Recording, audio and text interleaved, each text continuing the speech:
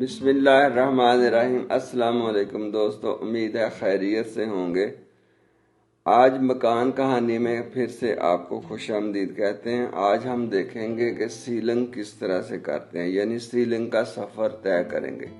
سب سے پہلے یہ جان لیں کہ سیلنگ کب شروع ہوتی ہے۔ گرے سٹرکچر مکمل ہونے کے بعد، یعنی جب آپ کے گھر میں پی سی سی ورک مکمل ہو گیا، یعنی فرش کچے ہو گئے ہیں، تو آپ نے سیلنگ کا کام شروع کرنا ہے۔ دوسرے لفظوں میں آپ کہہ سکتے ہیں کہ فنشنگ ورک میں سب سے پہلے آپ سیلنگ سے شروع کریں گے، اور سیلنگ کرنے سے پہلے آپ نے وائرنگ کروانی ہے۔ الیکٹریکل وائرز آپ نے ڈلوا لینی ہے، کیونکہ سیلنگ کے بعد پھر یہ مشکل ہو جائے گا۔ اب سیلنگ کے اندر کون کون سے پوائنٹس آپ کو مد نظر رکھنے چاہیے وہ آپ دیکھ لیں، نوٹ کر لیں۔ آپ کا انٹیریئر ڈیزائنر یا آرکیٹیکٹ آپ کو ڈیزائن بنا کے دے گا، جو آپ نے سیلنگ یا جو بھی اس نے تھیم ڈیزائن کیا ہوگا اس کے مطابق۔ اگر آپ کسی چھوٹے گھر بنا رہے ہیں، جیسے 5 مرلے 3 مرلے 7 مرلے 6 مرلے، تو اس میں اگر آپ نے آرکیٹیکٹ یا انٹیریئر ڈیزائنر ہائر نہیں کیا ہوا تو پھر آپ نیٹ سے سرچ کر لیں اپنے مطابق، جو آپ کو اچھی تصویریں لگتی ہیں وہ آپ جسے بھی سیلنگ کے لیے ہائر کیا ان کو دکھا دیں، وہ تصویریں دیکھ کے بھی وہی ڈیزائن بنا دیتے ہیں۔ اچھا، جو آرکیٹیکٹ ڈیزائننگ کرتا ہے یا انٹیریئر ڈیزائنر کرتا ہے، وہ پھر ظاہر ہے آپ کے تھیم کے مطابق اور ڈیزائن کے مطابق لے کے چلے گا، اور بہت اچھا رزلٹ آپ کو مل جائے گا۔ اس کے اگر مٹیریل کی بات کریں تو یہ پی او پی مٹیریل کہلاتا ہے، یعنی پلاسٹک آف پیرس۔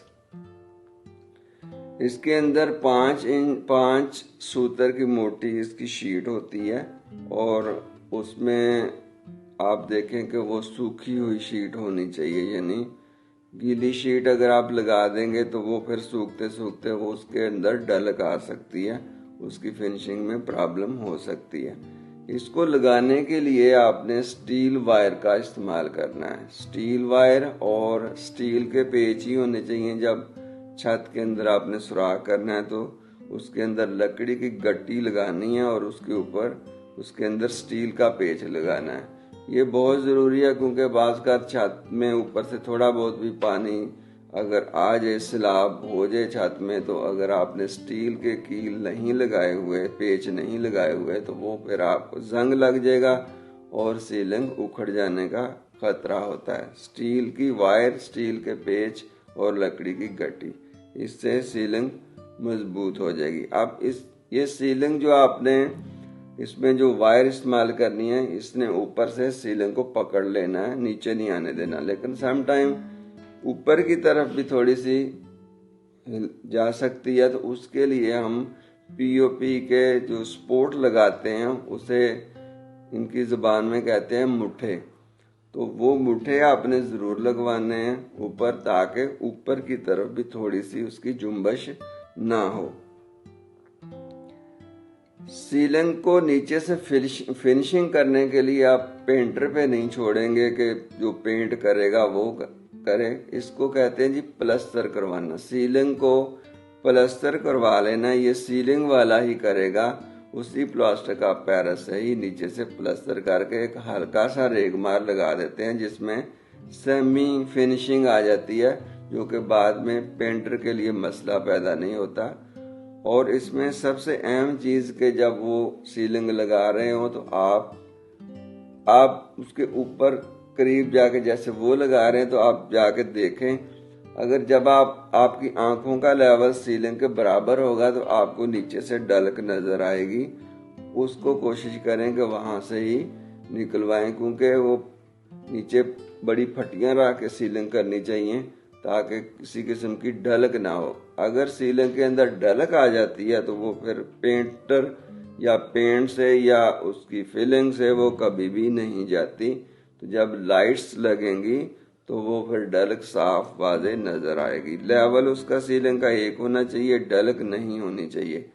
اور فین باکس کے حساب سے آپ نے سیلنگ کو ڈیزائن کرنا ہے کہ جدھر آپ کا فین آنا ہے اس کے حساب سے وہ آرکیٹیکٹ کر لے گا، لیکن آپ نے اگر नेट से डिज़ाइन लिए हुए हैं तो उसमें ये ज़रूर रखना है कि आपका फ़ैन किधर रखना है ताकि उसके मुताबिक आपकी सीलिंग का डिज़ाइन हो। रोप लाइट के लिए जो इन स्ट्रीम्स होती हैं, यानी जो उसकी गलियां सी होती हैं जिसके अंदर रोप लाइट रखते हैं हम, वो रोप लाइट वहाँ से जोड़ने के लिए ना उसके अंदर वो लगा देते हैं, उसको जोड़ने के लिए प्लास्टिक का पैरस के उसके अंदर डॉट्स, यानी उसे वो थोबे कहते हैं, वो लगा देते हैं। तो वो फिर जब हम रखते हैं उसके अंदर रोप लाइट रखते हैं तो रोप लाइट चूंकि जहाँ पे वो उसकी हर्डल आती है वहाँ से ऊपर उठ जाती है तो उसका जो फ्लेयर है वो सही तरह से नहीं बनता। जहाँ पे आपने रोप लाइट रखनी है वो वाली खाली बिल्कुल स्ट्रेट सीधी होनी चाहिए ताकि जब रोप लाइट रखें तो उसमें उसका फ्लेयर सही तरह से इक्वल बाहर की तरफ आए। इसके अलावा आपने जो सीलिंग लाइट्स लगानी है वो 4 इंच की लगानी है, 6 इंच की लगानी है या 3 इंच की लगानी है, वो डिज़ाइन के मुताबिक उसके आपने होल करवाने हैं और उसके अंदर पे लाइट्स लग जाएंगी।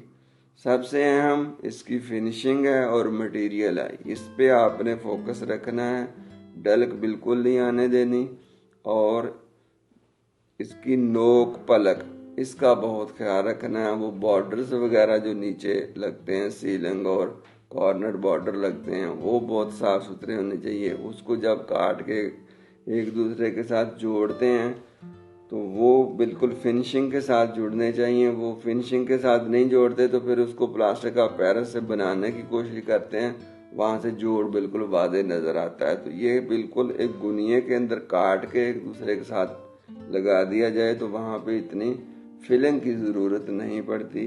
ये फिनिशिंग के हवाले से बहुत अहम बात है जिसका आपने ख्याल रखना है। अगर आपने सीलिंग को अच्छा करवा लिया तो समझ लें बड़ी अच्छी नोक पलक निकल आई तो फिर ये खूबसूरत लगेगी। लेकिन अगर इसमें आपको जोड़ डलक वगैरह नज़र आए तो ये जितनी सीलिंग अच्छी लगती है उतनी ही फिर ये बुरी भी लगेगी जैसे ही लाइट चलेंगी। आज के यही सीलिंग के यही पॉइंट्स थे, आप नोट कर लें। इंशाल्लाह आप ख्याल रखेंगे तो आपका काम बहुत अच्छा हो जाएगा। नेक्स्ट वीडियो में इंशाल्लाह फिर कोई अगली चीज़ लेके आएंगे, तब तक के लिए आप अपना ख्याल रखिए। मुझे इजाज़त दीजिए। अल्लाह हाफिज़।